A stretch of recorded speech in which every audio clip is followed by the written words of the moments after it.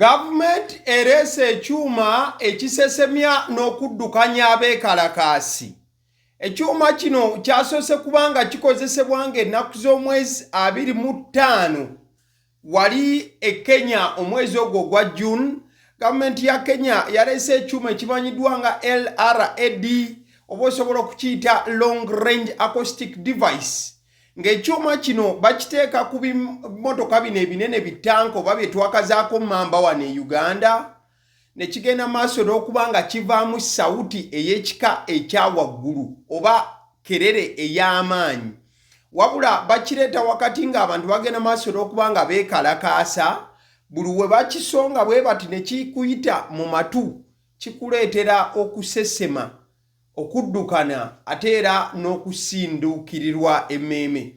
Abamu ku balwanirizi b'eddembe Kenya bagenze maaso n'okuba nga beecwana ne bagamba nti ddala lino eryanyi liba lisusse, gavumenti teyandibaleetedde kyuma kifaananako bwe kityo. Abasidi omusunsuzi ly'erinnya eryange agaliwo gwe mukutu. Tutuuse tugende maaso n'okuba nga tugamba ebigambo. Kyogenda okuba nga onkolera kyakugenda maaso n'okuba nti olikinga vidiyo eno mukadde ke kamu komentinga, ngenda kuba nga nkutumirako sheeno we tunaagenda maaso n'okuba nga tugikuba oluku mu mutwe.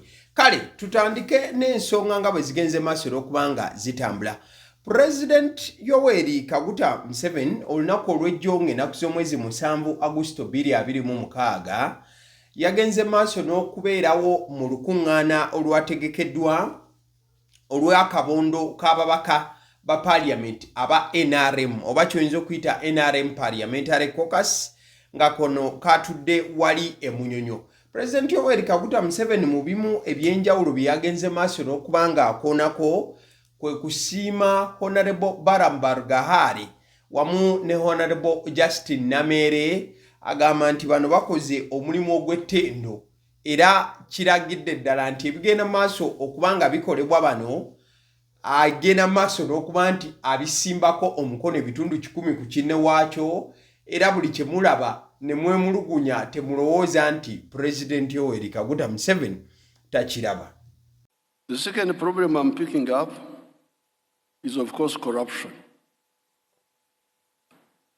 I'm glad some people are trying to do some little fight. Bargahara and Namere, this Namere woman, they wanted to kill her in Masaka during the elections. Actually, there's a way they gang up, misinform people. They are like AIDS. You know, AIDS kills people by blocking the soldiers of the body. The soldiers of the body, who should be fighting the disease, are attacked and confused. That's how AIDS kills. So these corrupt people, they first misinform, they take over the information channels. Diso, instead of talking about that, he is instead defending them. So in Masaka, the government structure, the Diso, the what, we are all hostile to the Namere group. But after the general elections, we had the general elections on the 15th of January, and a few days after, Namere invaded me at Rwakitura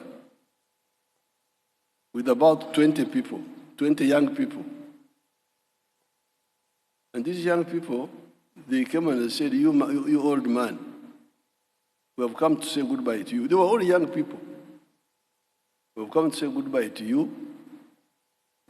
You will no longer hear of any NRM in Masaka, because your people are the ones causing the problem. So these were young people, and they were candidates. They had been candidates in those LC something. That's how I took interest. in that area. And I checked here, checked there, removed the policeman who was there, made some, and they performed better. I don't know how they performed now in Masaka. How have they performed? Bigambo bya President Yoweri Kaguta Museveni olunaku olw'ejjo bwe yabadde e Munyonyo mu lukuŋŋaana oba olusirika lwa kabondo k'ababaka ba NRM mu Parliament. Yagenze maaso n'okuba ng'asiima Honorable Baramu Barugahare wamu ne Honorable Justin Nameere ng'agamba nti bano bakoze omulimu ogw'ettendo. Era yagamba nti ensonga gy'asinze okuba ng'alaba nga buzibu essaawa zino y'ensonga ey'obuli bw'enguzi. Wano nno yagambye n'okugamba nti Nameere baali baagala kumuttira Masaka eyo mu bigambo by'owulidde yayogera. Mukaddeke kamu n'agamba nti Nameere akalulu bwe kaabaawo waliwo abaamulwana bangi abaali baagala n'okumutta ne batandika n'okubeera nti batambuza amawulire ag'obulimba. Kati President Museveni agambye nti akalulu bwe kaggwa Nameere yasituka n'abavubuka abalala abatoototo nga 20 ne bamusalako erwakitula. Ne bamugamba nti sebo fe NRM yo tugenda gye kusuulirawo tugenda kukoleka tugenda kutambula tweyongereyo olw'ensonga obubbi n'ebintu ebigenda mu maaso e Masaka biri mu kwonoona kifaananyi kya NRM. Katugende ne NRM egenda kusanguka ku map naddala e Masaka. So President Museveni awo waayingiriramu nga Honorable Nameere amaze okumugamba ebigambo ebyo n'agenda mu maaso n'okusalako era ebyaddirira mwabiraba. So President Museveni agamba nti okulwana kwonna okugenda maaso n'enguzi eri mu kugenda maaso n'okuba nti etojjera yasiima Honorable Baramu ne Nameere batandise okuba nti bakola omulimu omulungi era yakakasa nti bingi bijja kutereera. Wabula agambye nti e Masaka eyo y'obukyafu bukyaliyo bungi nnyo nnyini ddala naddala ne mu makulu abagenda maaso n'okuba nti bakwasaganya ensonga wano nawali. Kati oluvannyuma lw'okusiima kuno President Museveni kwe yagenze maaso n'okuba nga akola yagenze okukola bino nga ne Honorable Nameere okutu akunkumula. Era bw'atyo bwe bukeeredde olunaku olwaleero nga yawandiise dda ekiwandiiko ku mukutu gwe ogwa The X ng'agamba nti today in the NRM caucus, the fountain of honor, the President of the Republic of Uganda, Commander-in-Chief, His Excellency General Yoweri Kaguta Museveni commended our efforts towards ending corruption. He continued to reveal the truth that those who fight me and gang up against me in Masaka are thieves, and they are like HIV/AIDS, confusing people from seeing the true soldier who fights for the well-being of the people. You can fool some people, but you cannot fool an intelligent leader like President Yoweri Kaguta Museveni. So bigambo bya Honorable Nameere Justin ng'agamba nti olunaku olwaleero wali mu kabondo ka NRM akagenze maaso n'okubanga katuula n'ateekawo ebitiibwa bya President byonna. N'agamba nti President asiimye emirimu gye ye nga Honorable Nameere wamu ne Honorable Baramu. N'agamba nti President yayongedde n'okuba nga akiraga nti abo abannwanyisa babbi abajjudde e Masaka era balinga akawuka ka siriimu balemesa abantu okubeera nti balaba omulwanyi omutuufu nze gwendi nze Nameere okubeera nti nnwanirira bantu. Ebyo nno byawandiikiddwa Honorable Justin Nameere. In fact kankuzeeyo kwemabega nnaku 2-3 wiiki eno omukyalo ono yayongedde okubanga akaalakaala n'okunyweza. Agamba nti yagalagaana alina okubanga alwana ne ssekulwana yenna ate tagenda kuzikiza. Zimbabwe mugenda kulaba kalina nga zimenyebwa mu ntobazi. Mugenda kulaba kalina nga zikka ku ttaka eziri mu ntobazi. Muve ku bino bebadde bamenywa obuyombo bw'abantu abatono bambi obuyumba bw'abantu bamufuna mpola nno. Mugenda kulaba ku kalina nga ekka ku ttaka. Mugenda laba ebizimbe biri mu kkubo nga bisendebwa. Mugenda laba abantu ababba ettaka ly'ebibira nga bayoolebwa ate nga banene. Abamu bakozesa akatimba ka NRM simanyi ono ye chairman wa biti ono yaani. Era mwatandise okulaba abantu abatidde amakaka kati bannaye nga balabika bagenda tuno na Bayibuli ekugamba omuzzi w'emisanga adduka nga teri amugoba. Mumusirike bw'omanyi nti olina kizibu kyonna era tojja kuyoolebwa. Bw'oba omanyi nti ozze okumpanya munaye nkubulire ekitangaza kiri kumpi kutuukako era kigende naawe mbabuulire eno kampeyini yajjanga ewomeddwamu omutwe pulezidenti w'eggwanga yennyini General Muhoozi Kainerugaba omu ku balwanyizi abalwanisa enguzi kwali ku programu eno agigoberera akana n'akataano temugenda tewaliiwo yadde na kintu kyonna yadde ekibozibozi kyonna yadde okubuzaabuza kwonna kugenda okutujja ku mulamwa tuli ku kyakulwanyisa nguzi all rightful thinking Ugandans bannayuganda bonna bali patriotic bamwoyo gwa ggwanga bannaddiini mubalaba tubasabira waliwo minisita mukwano gwange yaŋŋambye nti yabadde ku All Saints Church mu misa nga batusabira ne Honorable Balamu bapasita baki bamashek abaana ku masomero batandise okubanga baba basaba ku assembly basabira Honorable Namere ne Honorable Balamu.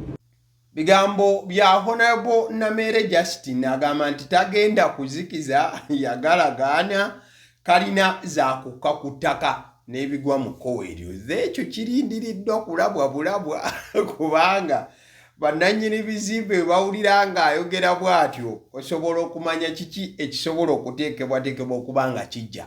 Mu katege kamu olunaku olw'eggulo Honorable Justin Namere ono yabaddeko ku BBS Telefina.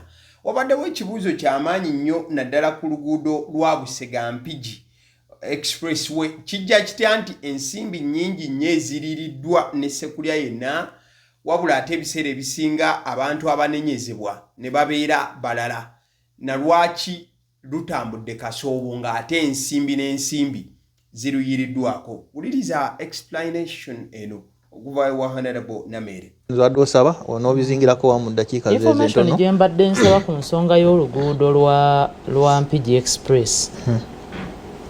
Tujja kukaanya waliwo bye tutakkaanya n'aba opposition oba abalina endowooza eyagala enkyukakyuka mu gavumenti. Ffe abamu tugamba twagala nkyukakyuka mu buweereza abantu buli omu aterera akola omulimu gwe naye nga Muzeeyi Museveni agende mu maaso. Kati naye wabaawo owa sayidi eri kyayogedde nga era kyetaaga okumubuulira amazima. Kakati kojja abuuzizza nti lwaki minisita mu bitundu ebirala anenya contractor ate bw'atuuka ku luguudo lwa Mpigi Express anenya ba district engineer. Njagala okumuddamu nga ba engineer bo ba ministry, yes. Kuba oluguudo si lwa district lwa ministry ya works, sorry. Anenya ba ministry engineers. Njagala okuddamu ekibuuzo kya kojja n'okubuulira bannayuganda babadde nabo bakyebuuza era nga kyembabulira kye kiri ku record nti omukulu yatunnyonnyola nja kyogerako yadde kitunyonyera mu cabinet kuba yamala n'akyogerako publicly. Yamala n'akyogerako ne president mu kwogera kwe yakyogerako.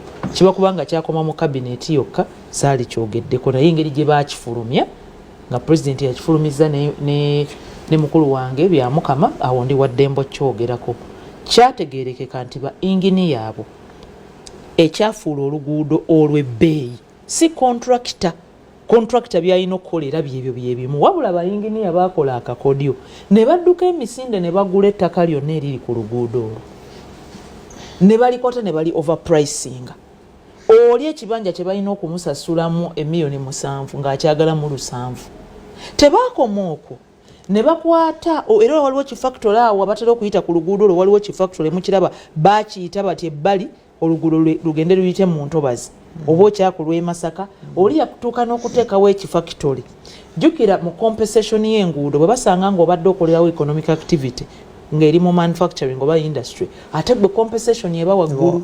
Oli yateekawo ekifactory nga tekirina nnyo nabye kikola kati ate on top of okucompensating okugyawo factory bakuwaayo ssente za myaka 2 oba 3 mu maaso nti bakuyingiridde enfunayo nti osanga factory yali badde yakola buwumbi era n'agenda n'afuna ne clearance appraisal ya factory ye eraga nti factory ye yali seeti okukola obutitimbi bw'essente ng'akati baba bayisizaawo oluguudo. So oba ontegedde nti obubbi ku luguudo olwo tebuli nti contractor yakwata nabba ssente n'agaana oddukola nedda. Buliko engineer. Ba engineer baagenda ne bagula buli plot eri ku luguudo ne bagi overpricinga. Ne tebaakoma okwo bo bennyini ate ne bamala ne babikaayaniramu.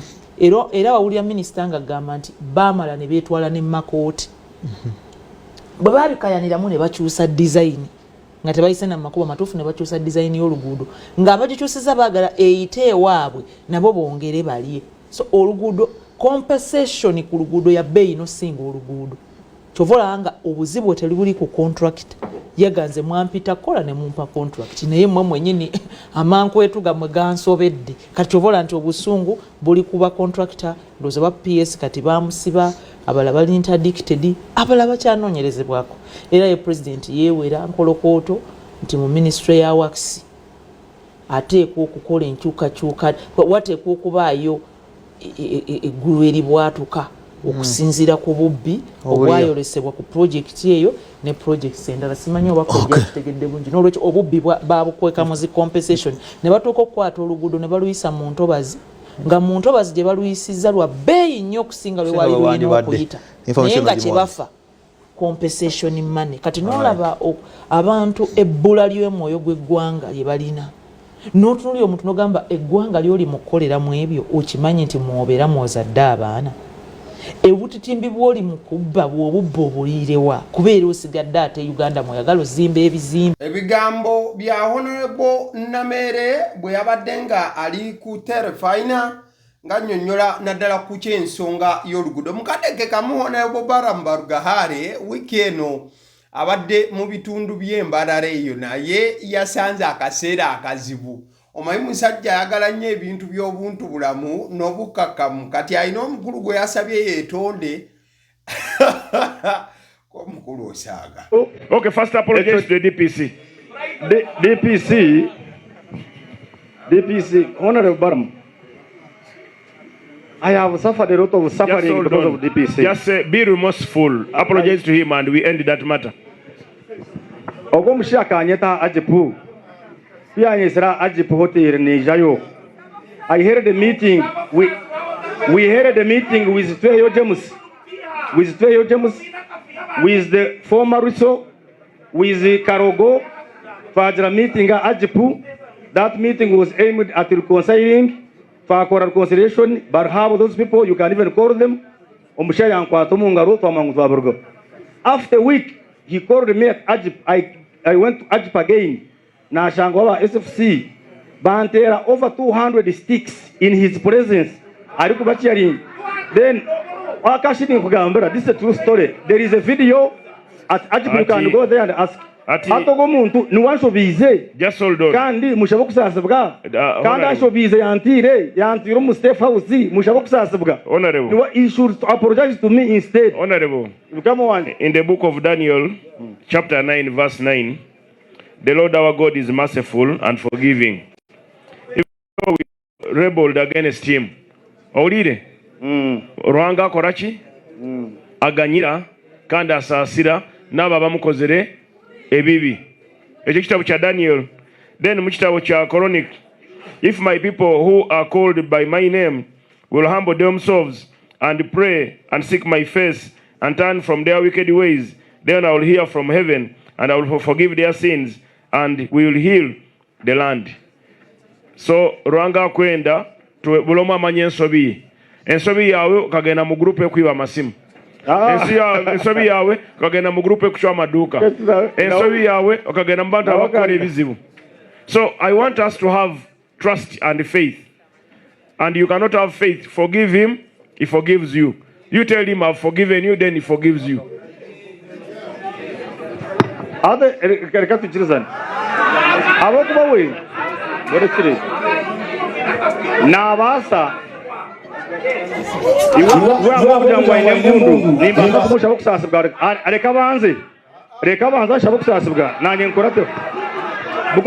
Ati now you man, ati nuwali mukoti ni wali mukoti. The one who took me to court. Who's in court? I am in court with him, but I am on bail. I am on bail. Is not so on there is bail. No problem. I leave it. No, there is a big problem because I am spending my money on lawyers, and I am supposed to travel for medical attention. Okay, you ask for forgiveness from him, then I will ask him to speak and say he has forgiven you as a brother. I am telling you, a commission of NRM Tweyo James.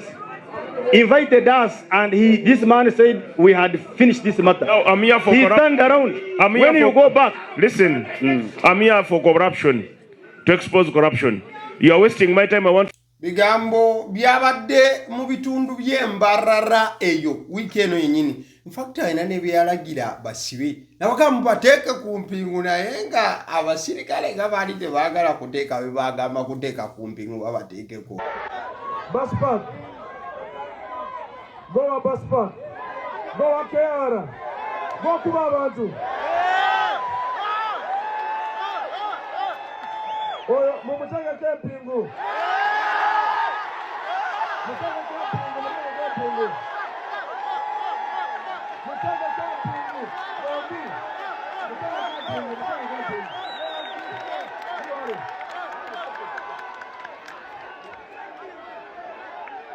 Hello. Aliwa afande. Abantu bagala mulaba kumpingo kuba abantu. Kale awo nno tuvuddewo mukwano gwange ebyo nno nga tubirese kutwe olunaku olw'eggulo lwabadde lunaku lwanzikiza nnyo eri bannamawulire mu ggwanga eri NBS TV okutwaliza awamu ne Next Media etwala NBS n'Ensanyuka TV oluvannyuma lwa bannamawulire babiri abafiiridde mu kabenje ate omulala n'agendera ku bisago eby'amaanyi. Abafudde kuliko producer Badru abadde akola ku Sanyuka TV ne NBS TV wamu n'omwana mulenzi Isaac Ndamaje naye yavudde mu bulamu obw'ensi eno akabenje ako ke baafuna mu kiro ekyakesajjo. Mwana mulenzi amanyiddwa nga Makona ye ali mu ddwaliro n'ejjebuli eno akyagenda mu maaso n'okulwana ku lw'obulamu.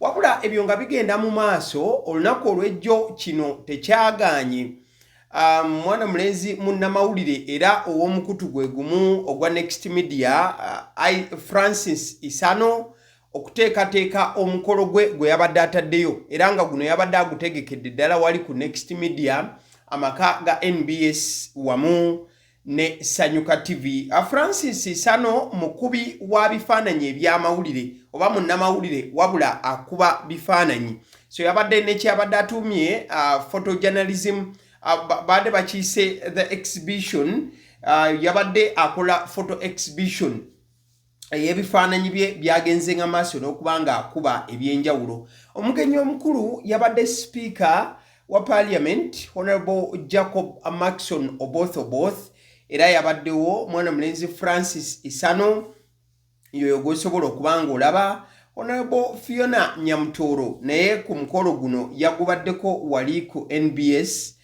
Ndabyeko n'omukulu omugagga yennyini omukulu Kin Karisa the big boss naye yabaddewo era Francis Isano yabaddewo kubeera nti abatambuza ewenjawulo ku mukolo guno gw'okubeera nti bekenenya ebifaananyi ebyenjawulo mwana mulenzi oyo Isano byagenze nga maaso n'okubanga akuba. So nalabeko Honorable Fiona Nyamutoro n'abalala bangi nnyo ababaddewo wabula kino nga kigenda mu maaso ekyasinze okukola amawulire kyekyokubeera nti omukolo guno gwagenze mu maaso ku NBS ate nga olunaku lwe lumu munnamawulire wa NBS yabadde afudde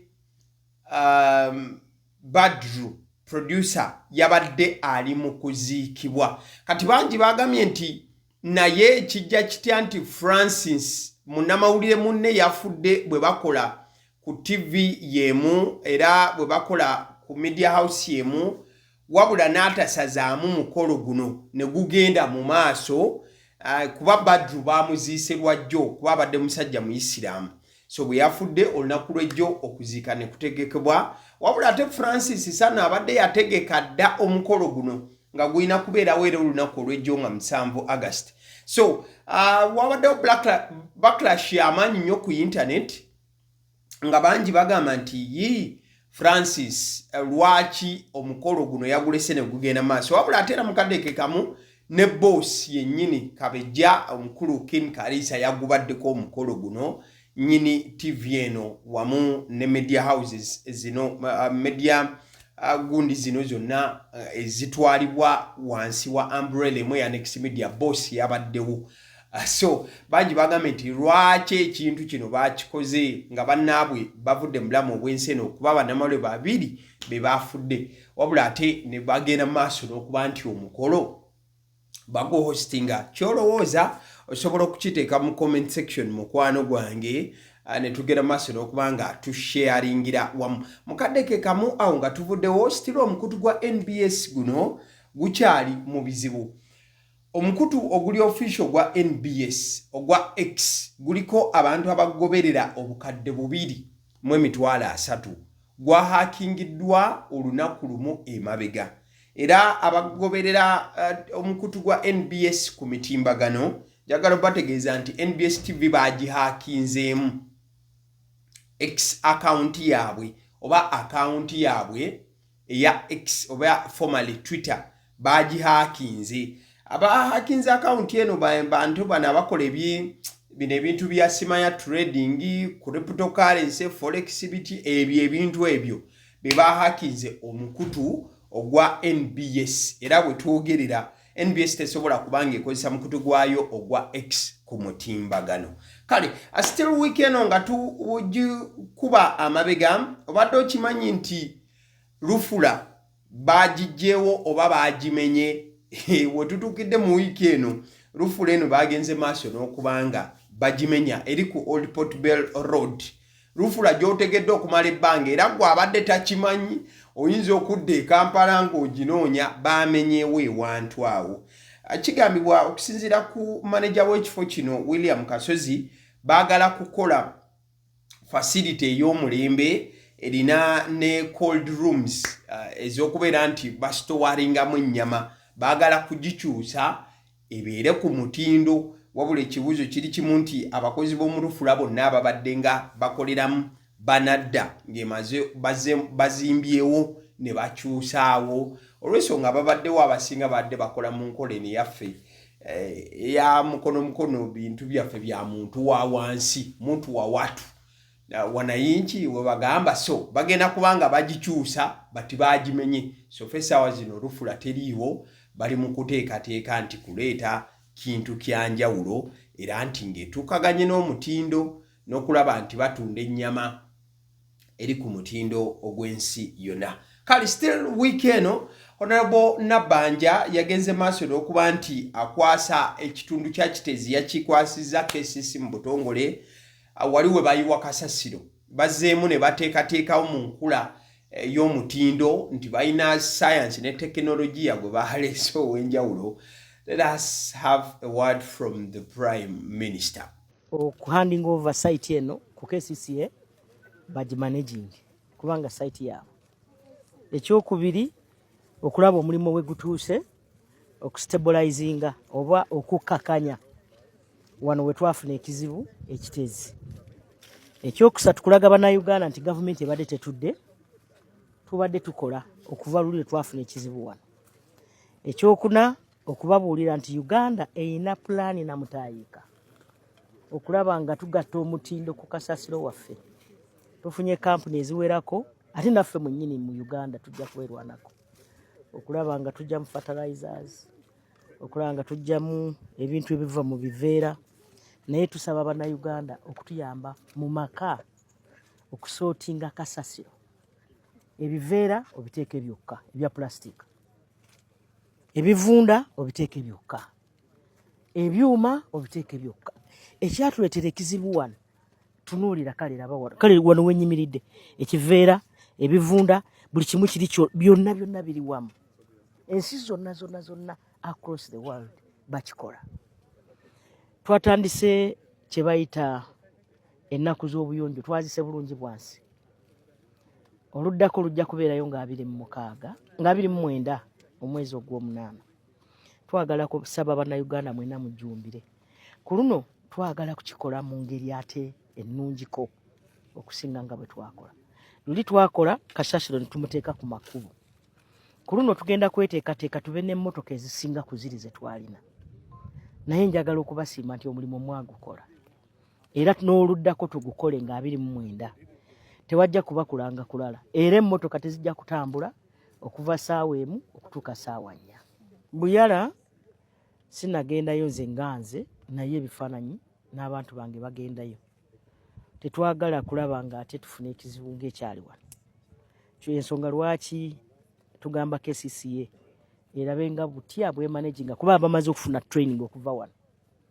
Bano abazungu abaatuwa sente zino ba Japan baatuwa $1.5 eza dola. The billion nga 5 point something oba 6 awo eziterezeza wano naye nga batusuubiza okutwongera okulanga kyonna kivaawo. Nze kusinziira nga bwe ndabye waliwo omulimu ogukoleddwa naye nga tulina pulaani ennene.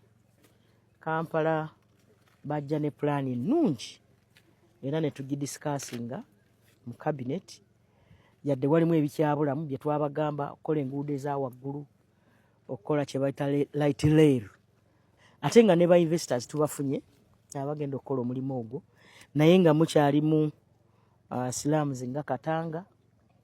Kati ebibuga ebisinga baddira abantu abasangibwawo ne babasa ewantu bwe tugenda okutandika okudevelopinga ne bazimba ne babawaako ku bizimbe bye bakoze okubeerawo ate n'ekibuga ne kyeyongera okunyirira. Gambo bya Prime Minister Honorable Robina Nabanja. Mukadeke kamu speaker oba deputy speaker Honorable Thomas Tayebwa yekubidde enduulu agamba nti ewaabwe gyafubutuka abantu tebakyayagala kubatunulako oba kumulabako ne bakiise banno okuva mu bitundu byeyo olw'enguudo embi eziriyo. Yasabye at least naye bamuyambe banna MP banne bamuteesezeeko nabo babakolera oluguudo saidi zeeyo. Honorable Namboshe visited me. In my own constituency, I don't have a single central government road. Okay? Yet, it connects around 3 districts. Me and Honorable Cohen there, we are always chased from our area. I know Namboshe speaks for me. Honorable Kazora Arthur here.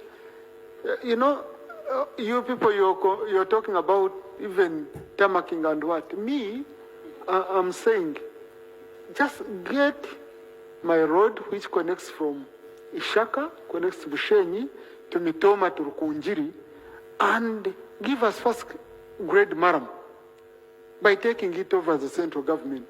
I have begged for over now 10 years.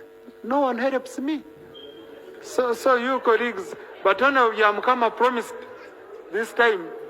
Yeah, and yes, and none of you stood up and fought for me. All of you were fighting for. So why don't you pass a resolution like now that they first work on the deputy speaker's road? Then yours come next. Colleagues, house adjourned to tomorrow at 2 p.m. Okay.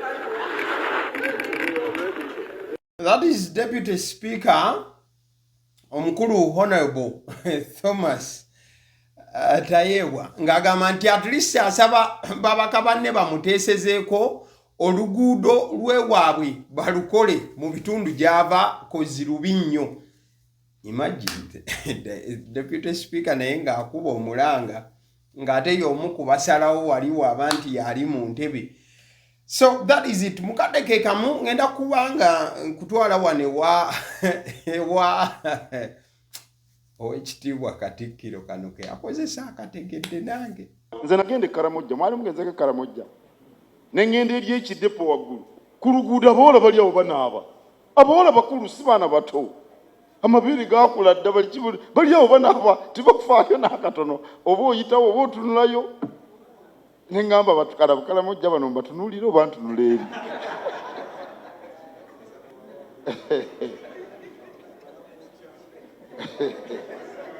Simanyi lwaki mukwenda asanyuse ennyo oba essinga eri Abakaramojja abayita obute. Anzi Katikkiro omulamba nnyinza okutunula abantu abali obwereere.